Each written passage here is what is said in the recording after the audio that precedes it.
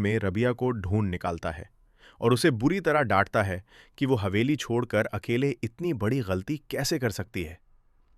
मगर ठीक उसी वक्त अंधेरे में छुपा कोई शख्स दोनों पर नजर रखे हुए है और सरबुलंद की जान लेने की फिराक में है। अब एपिसोड 20 में ये राज खुलने वाला है कि आखिर वो कातिल कौन है और क्या सरबुलंद इस हमले से बच पाएगा। जंगल में अंधेरा और गहरा हो चुका है। सरबुलंद रबिया का हाथ पकड़कर उसे वापस हवेली ले जाने की कोशिश करता है।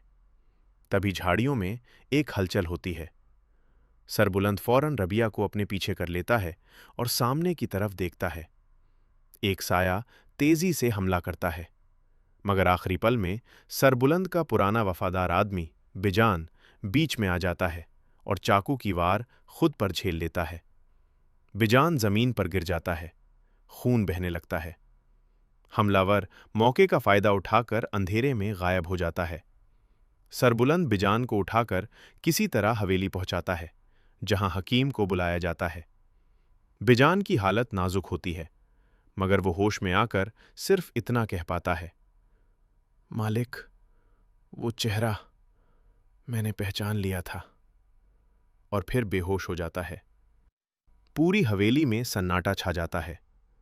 सरबुलंद को यकीन हो जाता है कि ये हमला तोरसम ने करवाया है, क्योंकि तोरसम पहले भी रबिया को हासिल करने के लिए कई हदें पार कर चुका है। मगर एपिसोड 20 में एक बड़ा ट्विस्ट सामने आ सकता है। मुमकिन है कि असली हमलावर तोरसम नहीं, बल्कि सोहराब लाला हो। वजह ये कि शेर बानो की मौत के बाद सोहराब को हर वक्त ये डर सता रहा है कि सच्चाई कभी भी सामने आ सकती है और सरबुलंद उसे कभी माफ नहीं करेगा।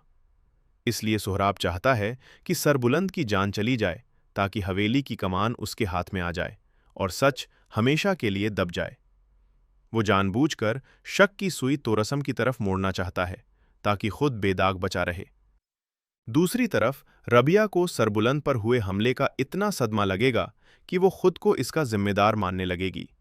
वो सरबुलंद से कहेगी, जब से मैं इस हवेली में आई हूं, सिर्फ मौत और तबाही ही साथ लेकर आई हूं।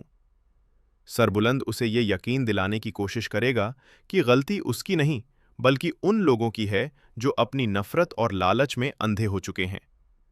इस मुश्किल घड़ी में दोनों के बीच जो भावनात्मक जुड़ाव पहले से मौजूद है, वो एपिसोड 20 में और गहरा होता नजर आएगा।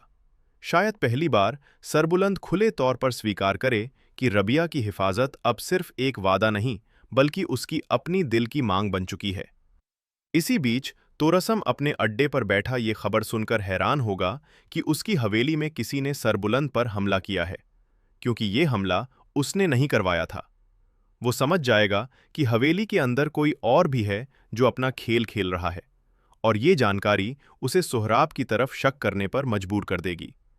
मुमकिन है एपिसोड 20 के आखिर में तोरसम खुद सोहराब से इस बारे में सवाल करे, जिससे दोनों दुश्मन एक दूसरे के आमने सामने आ जाएं। एक ऐसा टकराव जो आगे चलकर पूरी कहानी का रुख बदल सकता है। एपिसोड के एक और अहम मोड़ में बिजान की हालत में सुधार आएगा और वो थोड़ी देर के लिए होश में आएगा। इस बार वो सरबुलंद को अकेले में बुलाकर पूरी बात बताने की कोशिश करेगा, मगर ठीक उसी वक्त कमरे का दरवाजा खुलेगा और सोहराब अंदर दाखिल होगा, जिससे बिजान डर के मारे चुप हो जाएगा और सिर्फ इतना कहेगा, मालिक, मुझे थोड़ा आराम चाहिए। ये देखकर दर्शकों को साफ शक हो जाएगा कि बिजान सोहराब से खौफजदा है, जो इस बात की तरफ इशारा करता है कि असली गुनहगार वही है। एपिसोड 20 का क्लाइमैक्स कुछ यूं हो सकता है। रबिया के भाई तैयब और चाचा को खबर मिलेगी कि सरबुलंद की हवेली पर हमला हुआ है, और वो फौरन रबिया से मिलने के लिए हवेली की तरफ निकल पड़ेंगे। उनकी आमद हवेली के अंदर एक नया तनाव पैदा कर देगी, क्योंकि सरबुलंद की मां को यह मंजूर नहीं होगा कि रबिया के खानदान वाले उनकी हवेली में कदम रखें। इससे एक नया पारिवारिक टकराव शुरू होगा, जो आने वाले एपिसोड्स में और बड़ा रूप ले सकता है। तो अब सवाल यह है, क्या असली हमलावर सोहराब लाला निकलेगा, या तोरसम फिर से अपना पुराना खेल खेल रहा है? क्या बिजान हिम्मत जुटाकर सच बोल पाएगा, या ये राज उसके साथ ही दफन हो जाएगा? और सबसे बड़ी बात, क्या सरबुलंद और रबिया का ये भावनात्मक रिश्ता अब खुलकर सबके सामने आएगा?